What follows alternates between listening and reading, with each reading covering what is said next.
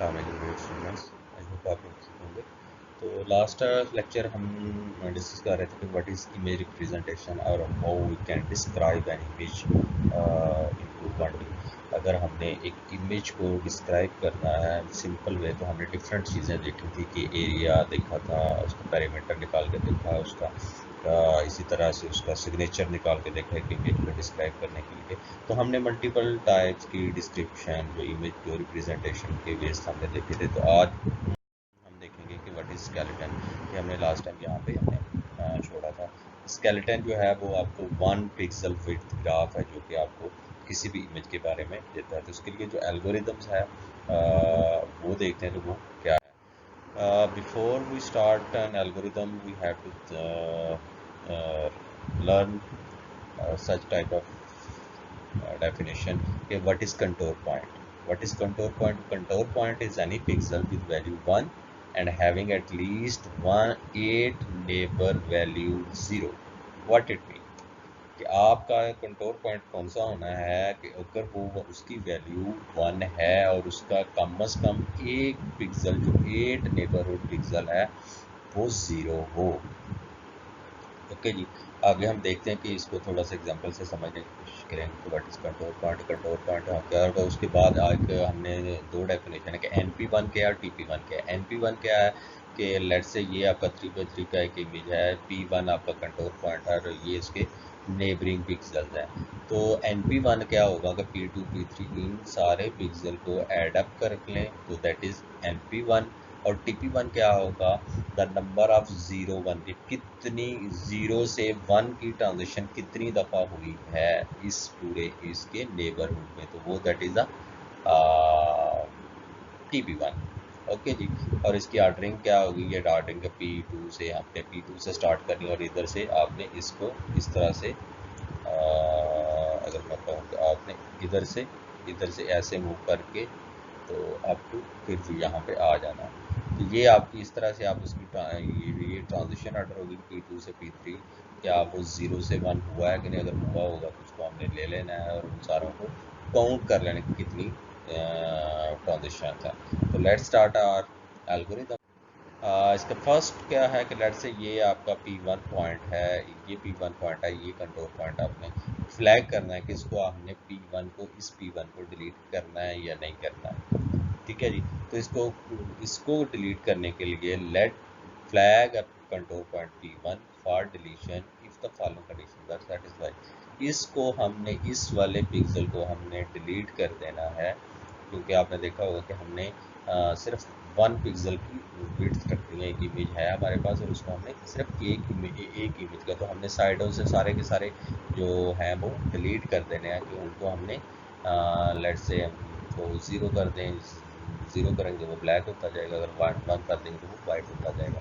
तो इसको हमने लेट से हमने उसको सारे को वाइट कर देना और सिर्फ एक पिक्सल हमारा रह जाएगा। तो उसको हमने डिलीट समझे कि हमने डिलीट करना है। तो उसके लिए फिर हमने इस क्या हम इस पिक्सल को डिलीट करेंगे कि नहीं करेंगे, तो उसके लिए ये हमारी 4 कंडीशन ABCD और ये हमारी 4 कंडीशन फुलफिल होनी चाहिए। लेट से ये आपका ये वाले थे आपके pixel value at that time.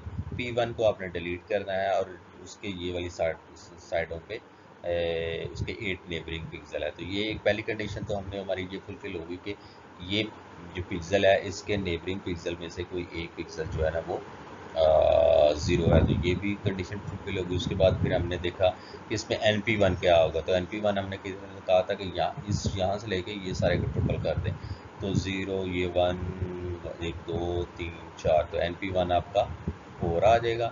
और इसी तरह अगर आप TP1 कैलकुलेट करेंगे तो देखें TP1 जो है वो कितनी है। तो ट्रांजिशन 0 to 1 एक हो गई, ये 1 to 0 ये इसको नहीं काउंट करेंगे, ये फिर 0 to 1 ये 2 हो गई और ये 0 to 1 फिर 3 हो गई, ये 1 to 1 और 1 to 0 और 0 to 0, तो ये टोटल 3 आपकी। तो ट्रांजिशन आपकी 3 हो गई इसके लिए। तो क्या हम इसको डिलीट करेंगे कि नहीं करेंगे, तो देखेंगे कि ये वाली कंडीशनें हमारी फुलफिल होती हैं। अगर फुलफिल हो जाती हैं तो ओके, नहीं होगी तो हम इसको छोड़ देंगे। ठीक है जी, इसको डिलीट नहीं करेंगे, ये रहेगा, कीप इंटैक्ट रहेगा। तो देखें जी, इसको डिलीट करना पहली condition 2 NP1 belongs to between 2 and 6 के दरमियान इसकी वैल्यू है तो इसकी NP1 4 थी, पहली कंडीशन तो ट्रू हो गई। अब दूसरी कंडीशन, क्या वो सिर्फ उसका आंसर 1 आता है? तो उसका तो आंसर TP1 3 था, तो 3 था, ये 3, इसका मतलब इसको इस वाले पिक्सल को मैं इस पॉइंट को मैं, ये जो P1 है इसकी वैल्यू जो वट जो भी होगी इसको मैं डिलीट नहीं करूँगा, क्योंकि ये वाली कंडीशन ही मेरी फुलफिल नहीं होती। ठीक है जी। इसी तरह से अगर तीसरी, अगर लेट से ये वाली हो जाती फुलफिल, तो अगली मैं देखता कि P2 की वैल्यू P4 और P6 की, देखिए P2 की वैल्यू 0 है और कोई एक, इनको मैं मल्टीप्लाई कर रहा हूँ तो कोई एक वैल्यू अगर ये वाली 0 होगी तो इसका मतलब इसका आंसर तो 0 ही आना है। ये वाली कंडीशन भी फुलफिल हो रही थी। और P4 इसका आंसर भी आपका वो P4, ये देखें P4 एक 0 वैल्यू, इसका मतलब इसका आंसर भी 0 आना है। तो बाकी सारी कंडीशन तो ट्रू होनी थी, लेकिन बी वाली कंडीशन फुलफिल नहीं हो रही थी, इस वजह से इसको मैं डिलीट, इस पॉइंट को डिलीट नहीं करूँगा। अगर सपोज कर लें कि ये वाला स्टेप 1 की आपकी सारी कंडीशन फुलफिल हो गई हैं, तो then we will move on second step. What is second step? Second step में आप पहली दो ए और बी वाली कंडीशन सेम ही है, बट आपकी सी और डी कंडीशन जो है ना वो ये सी और डी कंडीशन चेंज हो रही हैं, उसका आंसर भी आपका 0 आएगा। तो फिर आपने रिमेनिंग उसके पॉइंट्स ऑफ P1 के रिमेनिंग ये जो आपके साथ वाले इसके, इनको भी आपने डिलीट करना है या नहीं करना, ये डिसाइड करेंगे। ठीक है जी। अगर ये आ जाता है तो फिर ये इसको डिसाइड कर लेंगे, अदरवाइज तो ये आपका, ये दो स्टेप्स हैं जो कि आपको फॉलो करने हैं। तो थिनिंग एल्गोरिथम पे applying step 1 to flag border point पर डिलीशन, अगर हो जाना है तो उसको डिलीट फ्लैग कर दें कि मैंने इसको डिलीट कर देना है। ठीक है जी। अगर कंडीशन आपके स्टेप 1 की पूरी हो जाएगी, उसके बाद फिर आपने अगर स्टेप 1 पूरा होगा तो फिर स्टेप 2 पे जाएंगे, अगर नहीं पूरा होगा तो फिर तो आगे कैरी ऑन कर देंगे। Applying step 2 to flag the remaining border in the for deletion and delete, उसको भी फ्लैग कर देंगे। और this process is applied iteratively until no further points are deleted, और यानी कि इसको करते रहेंगे अनटिल के आपके सारे पॉइंट्स जो है ना वो डिलीट हो नहीं जाते और आपका सिर्फ एक ही पॉइंट रह जाए। तो इस तरह से आप स्केलेटन उसका ड्रा कर सकते हैं। तो ये आपकी एक उसने बताई हुई है एक एप्लीकेशन है आप one application skeleton is for character recognition के कैरेक्टर्स को आपने रिकग्नाइज करना, तो आप इसको यूज़ कर सकते हैं। तो ये थोड़ा सा कोड भी आपका लिखा हुआ है मैटलैब के अंदर का, आपने इस सर्कल्स को रीड किया है और उसके बाद जब सर्कल को रीड कर लेते हैं तो उसके बाद फिर आप अलग प्रोसेस क्या होता है जी, कोई भी किसी भी ऑब्जेक्ट को आपने रीड किया, सेकंड प्रोसेस में आपने उसको कन्वर्ट कर लेना है आपकी 0-1 फॉर्म में। जब 0-1 फॉर्म में उसकी बाउंड्री निकल आएंगी, ये आपकी मार्फोलॉजी आपने अप्लाई की, तो ये हो गया। उसके बाद फिर आपने स्केलेटाइजेशन, थर्ड स्टेप, ये जो स्केलेटाइजेशन वाला है इसको अप्लाई किया। ठीक है। तो ये देखें जी, सिर्फ आपका ये स्केलेटन बन गया और इससे आपको पता चल जाएगा कि ये किस तरह की एक शेप है। उसके बाद अगला जो इमेज रिप्रेजेंटेशन है वो है चेन कोड और शेप नंबर। इसको हम कैसे देख सकते हैं कि सबसे पहले लेट से ये एक बाउंड्री है, तो इसको अगर मैंने डिनोट करना है इसकी बाउंड्री को, तो इसका कोई ना कोई शेप नंबर मेरा निकलेगा। वो कैसे निकलते हैं? आपका शेप नंबर 4 डायरेक्शनल भी हो सकता है और 8 डायरेक्शनल भी हो सकता है। ये आपकी अपनी चॉइस होती है कि आपने कितने डायरेक्शन वाला निकालना है। तो अगर मैं 4 डायरेक्शन का है तो उसके लिए मैं 0 1 2 3 इस तरह से कैलकुलेट करूँगा।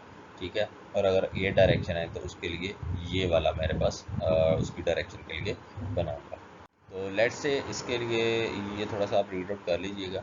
मैं आगे चलता हूँ कि अगली स्लाइड पे, जिसमें आपने चेन कोड और शेप नंबर निकाला है। तो एक एग्जांपल से समझाएंगे, उस एग्जांपल को निकलने के बाद इस स्लाइड की आपको समझ आ जाएगी, नहीं आएगी तो मुझसे पूछिए। लेट्स से ये आपकी एक शेप है। ठीक है जी। और ये हमने पढ़ा था कि ये 4 डायरेक्शनल है। अगर हमने निकालना है तो 4 डायरेक्शन के लिए ये इस साइड को 0 होगा और को 1 होगा, इस साइड को 2 होगा, 3 होगा। ठीक है जी। इसको हमने यूज़ करना है 4 डायरेक्शन के लिए। तो चेन कोड आपका क्या बनेगा? पहले तो सब पहला काम है, आपने चेन कोड फाइंड आउट करना है इस शेप का। ये आपकी शेप है। तो लेट्स से जी हमने इस साइड को मूव कर रहे हैं, तो इस साइड को मूव कर रहे हैं तो पहला इस साइड को जब मूव करेंगे तो वो क्या होगा? 0। इस साइड को मूव करेंगे तो ये एरो आपको 0। तो पहली डायरेक्शन 0। अब यहाँ से मैंने यहाँ को मूव करना है। ठीक है। तो जब इस साइड को मूव करता हूँ तो इसका मतलब है 3, तो ये 3 आ गया आपका। उसके बाद फिर आपने इस साइड को मूव करना है। इस साइड को मूव करने के लिए फिर आपका 0, तो वो आपने फिर 0 पे। चेन कोड पे ये भी 0, यहाँ पे 0 लगा दिया। उसके बाद फिर आपने इधर को मूव करना है, इधर को मूव करने के लिए फिर आपका 3, तो ये आपने ये 3 लगा दिया। उसके बाद फिर आपने इधर मूव करना है, तो इधर मूव करने के लिए 2 है, तो ये आपका 2 आ गया। इस पॉइंट पे फिर आपने इधर को मूव करना है, तो फिर आपका 2 आ जाएगा, क्योंकि इस साइड को 2 आता है, और यहाँ पे आपने इस साइड को अप गए। तो अप मैंने जब जाना है, तो अप जाने के लिए मेरा 1 है, तो ये मेरा 1 आ गया, और उसके बाद फिर मेरा ये 1 है, तो ये मेरा 1 आ गया।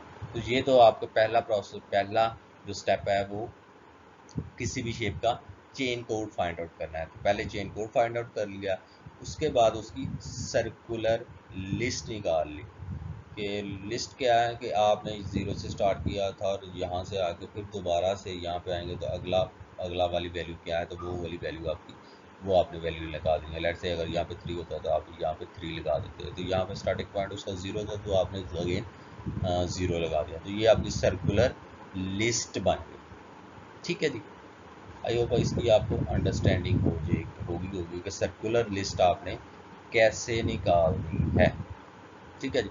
उसके बाद आपने क्या किया, ci+1 माइनस ci, इसमें से ये i+1 है, अगली वैल्यू से पिछली वाली वैल्यू माइनस कर दी। 3 minus 0 3, 0 minus 3 minus 3, 3 minus 0 3, 2 minus 3 minus 1, 2 minus 2 0, 1 minus 2 minus 1, और ये वाला भी आपका आ गया।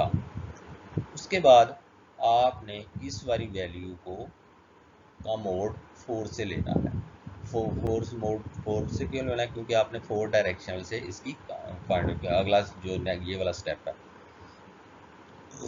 इस स्टेप को आपने क्या कैसे किया जी, इसको आपने 4 पे इसके साथ 4 का मोड ले ली, यानी कि 3 को 4 के साथ डिवाइड करेंगे, और जो भी आंसर आपका रिमाइंडर बचता है वो आपका मोड होगा। तो 3 को 4 पे डिवाइड करेंगे तो उसका मोड 3 आता है, माइनस 3 को जब 4 पे डिवाइड करेंगे तो उसका मोड 1 आएगा, 3 को फिर 1 आएगा, 1 माइनस 1 का 3 आएगा, 0 का मोड 0 ही आएगा, माइनस 1 का 3 आएगा, 0 का 0 आएगा, माइनस 1 का 3 आएगा। तो ये मोड आपको आई थिंक लेना आ गया होगा कि आपने लेट से 5 का मोड लेना है, तो 5 डिवाइड बाई 4, तो आप जो आपका रिमाइंडर आएगा वो 1 आएगा। तो इसी तरह से यानी कि ये जो मोड है, मोड की वैल्यू आपकी कैसे निकलती है कि आपने रिमाइंडर लिखना है उसका। ठीक है जी। तो उसके बाद फिर आपने क्या करना है, ये आपके 3 स्टेप हो गए हैं, और उसके बाद चौथा स्टेप जो है वो आपने करना है कि minimum magnitude starting from this, कि मिनिमम मैग्नीट्यूड, और उसके बाद आपने इसकी लिखनी है। यहाँ पे इस पॉइंट से देखेंगे, ये है, यहाँ से स्टार्ट होती है, ये आपकी मिनिमम मैग्नीट्यूड थी इस स्टेप के। ये यानी कि आपका जो 4th स्टेप था, 4th स्टेप में मिनिमम मैग्नीट्यूड कहाँ से स्टार्ट हो गया, इस पॉइंट से। इसको आपने स्टार्टिंग पॉइंट बना लेना। ये 0 आ गया, उसके बाद ये 3 आ गया, उसके बाद ये 0 आपका इसका मतलब ये पहला पॉइंट आ गया, उसके बाद ये 3 आ गया, उसके बाद ये 0 आ गया, उसके बाद ये 3 आ गया, और ये 3 उसके बाद फिर आपने इधर को मूव कर देना। ये 3 यहाँ पे आ गया, ये 1 यहाँ पे आ गया, और ये भी 3 आपका यहाँ पे आ गया, और ये 3 भी आपका, ये वाला 3 इधर आ गया, यानी कि ये 2, ये वाला यहाँ पे आ गया। तो इस तरह से आपने इसको सर्कुलेट बना लेना, तो ये नॉर्मलाइज्ड हो जाएगा आपकी। इस नॉर्मलाइजेशन के इसका आप जहाँ से मर्जी स्टार्ट कर लें, इसका आंसर यही बनेगा। तो लेट से एक और एग्जांपल करते हैं। अगर मेरी ये वाली फिगर जो है ये उसकी रोटेट हुई हो, ठीक है जी,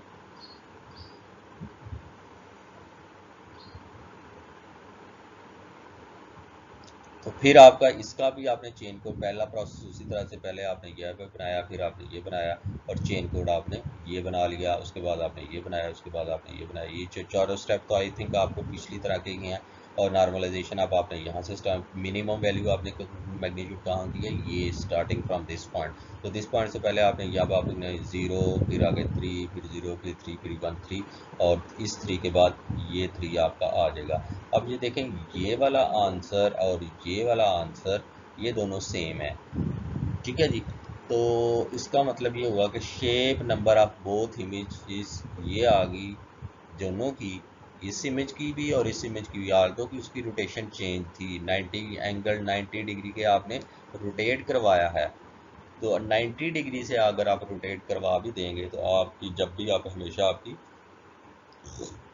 सॉरी आपकी जो शेप है वो एक जैसी निकलेगी। और इसको ऑर्डर 8 का कहा है, ऑर्डर 8 उस वजह से कहा कि इसके देखिए पैचेस कितने बन रहे हैं, 1 2 3 4 5 6 7 और 8। ठीक है जी, तो 8 आपने इसको लगाए थे, तो इसका मतलब है इसके ये ऑर्डर 8 का ये नॉर्मलाइजेशन बनेगी। और इस पॉइंट को हमने पीछे इसका लिखा भी होगा कि अगर आपका एंगल उसको आप 190 डिग्री से रोटेट करते हो तो शेप आपकी हमेशा उसका कोड जो है वो एक ही बनेगा, यानी कि इसकी जो शेप नंबर बनेगा दोनों इमेजेस का, अगर आप बेशक एंगल जितना मर्जी चेंज कर ले, 90 डिग्री के एंगल से अगर आप चेंज करेंगे तो आपकी शेप जो है वो एक ही नंबर आएगा।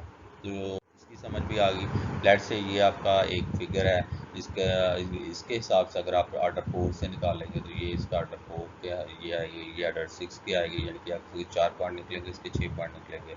ये ऑर्डर 8 की आएगी, ये ऑर्डर भी 6 की आएगी, ये ऑर्डर भी आपकी 4 की आएगी। ठीक है जी, तो ये अब आपने इस तरह से अब आप फाइंड आउट कर सकते। लेट से ये आपकी है एक आपकी बाउंड्री है, इसको आपने इस तरह से रोटेट करवा लिया है। ओके, तो अगर आपकी यानी कि टिल्टेड इमेज है तो इसका मतलब ये नहीं है कि आप टिल्टेड इमेज का आपका शेप नंबर नहीं निकल सकता। तो आपने आपने जो ये जो आपने बनाई थी उसको उसी हिसाब से अकॉर्डिंग टू इमेज आप उसको रोटेट करवा लें, और उसी तरह से आपने प्रोसेस वही वाला फॉलो करना है जो हमने पहले देखा था कि आपने कैसे उसका पहले सबसे पहले चेन कोड फाइंड आउट करना है, उसके बाद दोनों के दरमियान डिफरेंस निकालना है, उसके बाद मोड लेना है, और उसके बाद आपने शेप नंबर निकाल लेना। शेप नंबर आपका हमेशा सेम ही आएगा अगर आप, ठीक है जी।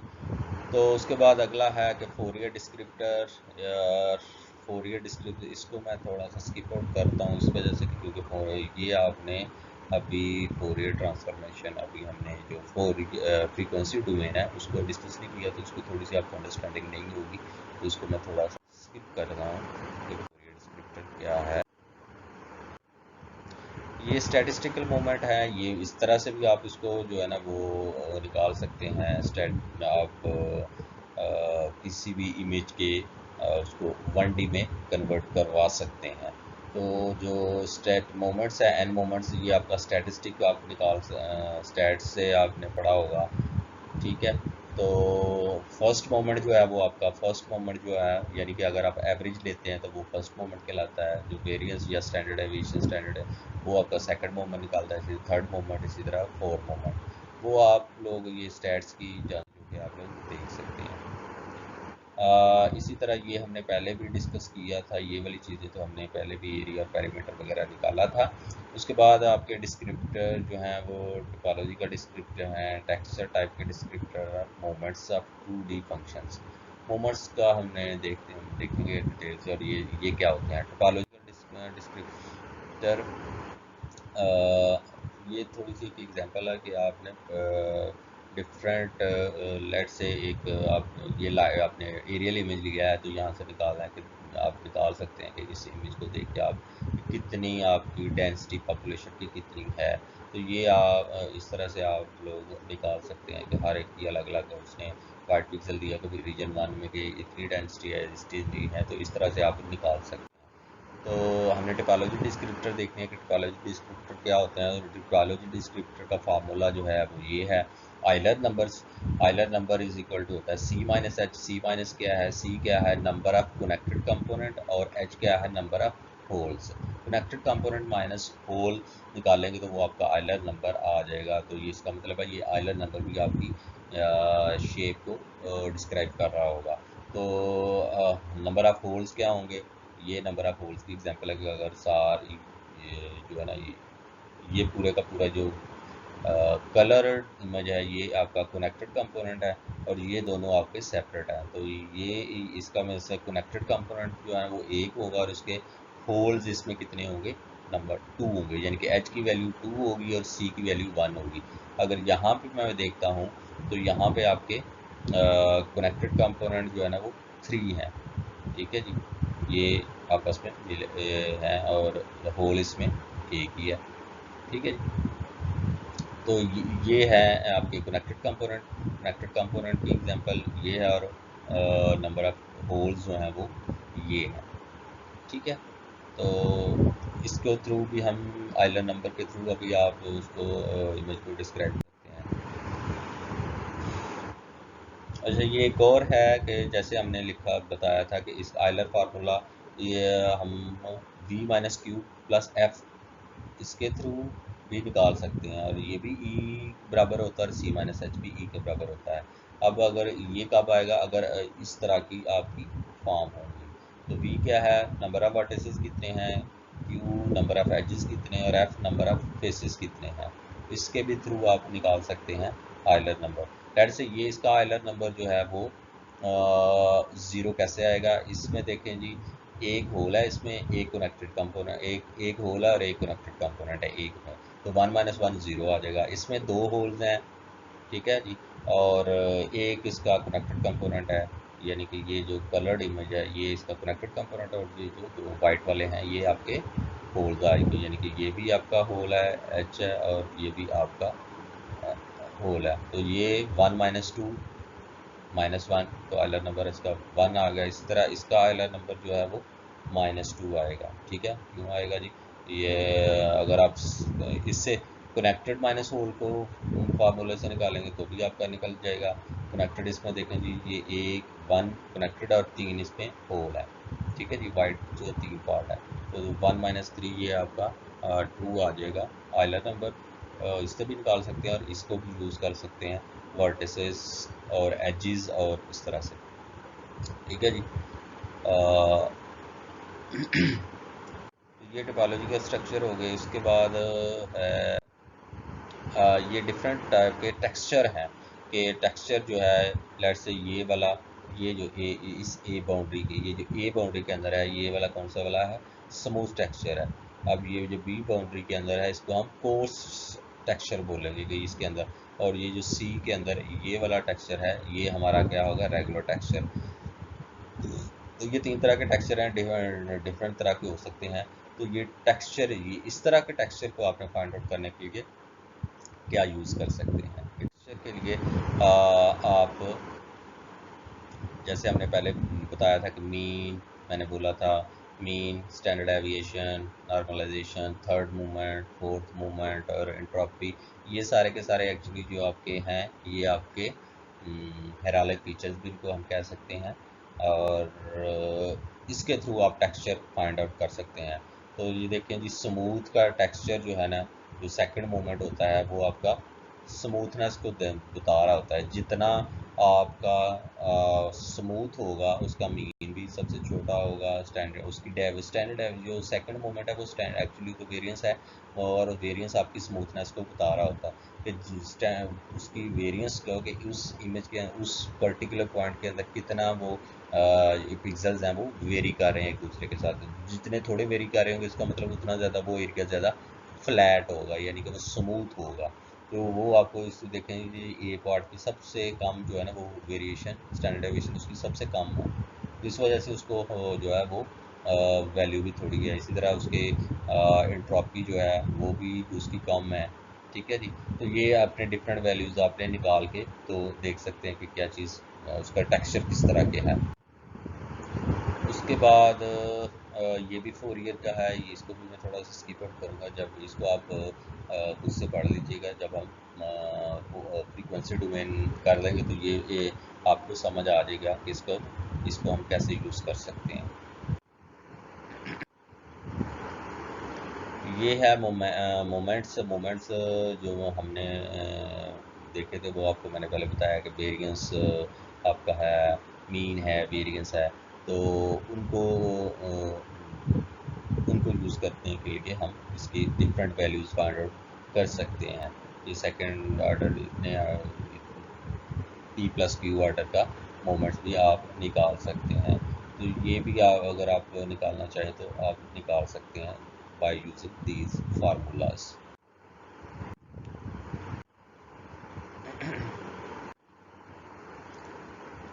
तो आई थिंक आज के लेक्चर के लिए इतना काफ़ी। इंशाल्लाह अगले लेक्चर में हम बाकी जो चीज़ें हैं फर्दर